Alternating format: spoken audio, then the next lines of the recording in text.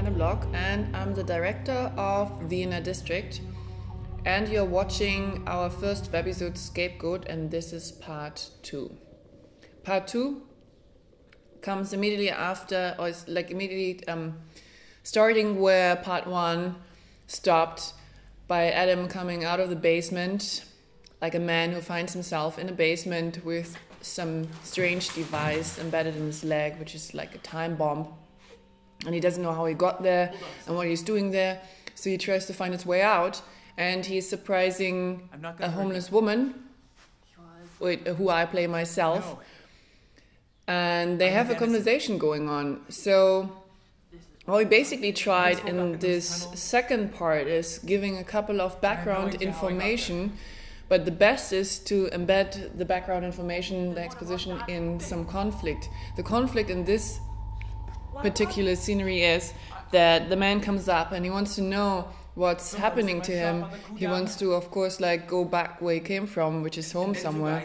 And the homeless woman has seen cases like this happening before, so she's scared, she knows what's happening.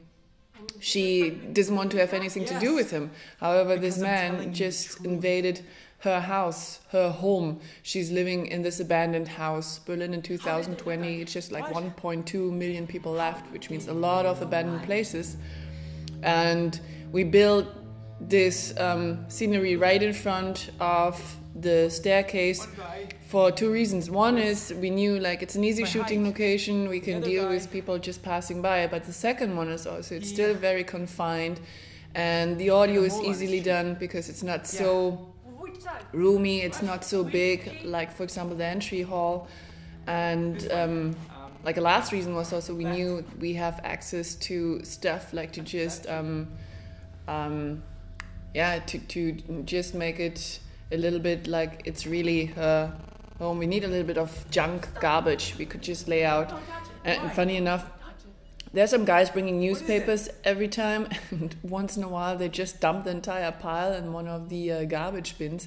So we took out one because they don't want to actually distribute it properly, so we just could take out a whole bunch of newspapers, putting them on the ground, and she was sitting there in her little nest until this guy comes up the stairs. Now he's trying to convince her to help him, to let him go first, and there's a shift in the relationship. In the very beginning, he comes up, he has spoken to a homeless person before, and he thinks like he has the upper hand, which is also reflected a little bit by the music.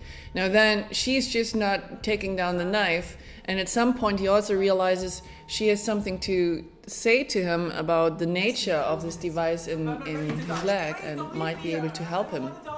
So he becomes a little bit more pleading and asking if she possibly can help him. But in the final end, she runs away, and what happens next, you can watch in episode number 3.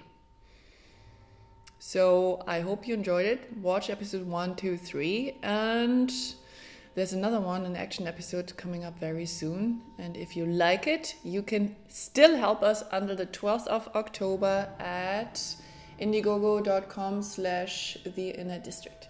Thank you very much.